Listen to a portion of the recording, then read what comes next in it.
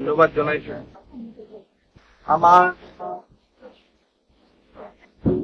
কংগ্ৰেছৰ আমাৰ এপিচিচিৰ working president ৰজিনা Tirkey বাইদেৱে মোটামুটিকে গোটেই টপিকটো তেওঁ চুই গৈছে। মই দুটামান কথা ক'ব বিচাৰো। আজি ইউথ জেনেৰেশ্যন, আমাৰ বাগান অঞ্চলৰ যদি আমি ইউথ জেনেৰেশ্যনটো চাওঁ, আজি সমাজ এটাক যদি আমি আগবঢ়াই লৈ যাব লাগে, সমাজটোক আগবঢ়াই লৈ যাবলৈ কাৰণে আমি চৰকাৰ ফালৰ পৰা যদি আমি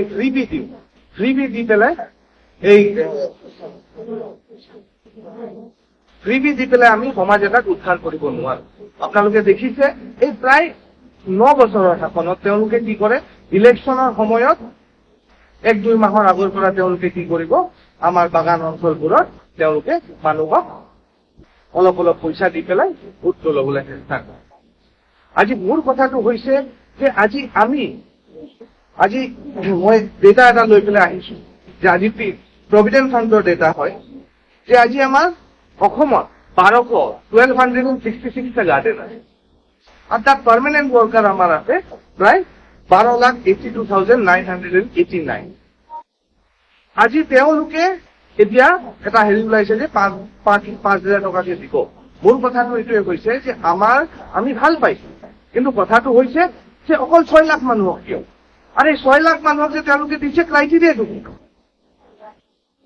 আজি গোটেই 12 লাখ বা অলমষ্ট 13 লাখ মানুহক কিয় দিব পৰা, বা যোনবোৰ স্মল চিকিউৰ হয় সেইবোৰ য'ত কাম কৰে তেওঁলোকক কিয় দিব পৰা? আজি শিক্ষা দীক্ষাৰ কথা তেওঁলোকে কয়। আজি মোৰ কথাটো হৈছে বা আমাৰ কংগ্ৰেছ ফালৰ পৰা আমি তেওঁলোকক এটা প্ৰশ্ন সুধিব বিচাৰো চৰকাৰক যে আজি আমাৰ স্কুলবোৰ প্ৰভিচনেলাইজ কেতিয়া হৈছিলে লাষ্ট? আমাৰ কংগ্ৰেছৰ সময়ত।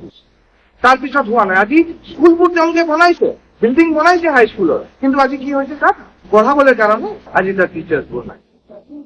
আজি আপোনালোকে শুনি আচৰিত হ'ব যে আমাৰ জনগোষ্ঠীৰ আজি চাহ জনগোষ্ঠী আৰু আদিবাসী অঞ্চলবোৰত আজি সবতকে বেছি ড্ৰপ আউটছ আছে।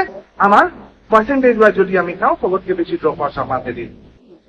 আজি ইমান এটা বেয়া পৰিৱেশত আজি আমাৰ ল'ৰা ছোৱালীবোৰে কষ্ট কৰি পঢ়ে, আৰু তাৰপিছত আমি কাৰ লগত কম্পিট কৰিব লাগিব?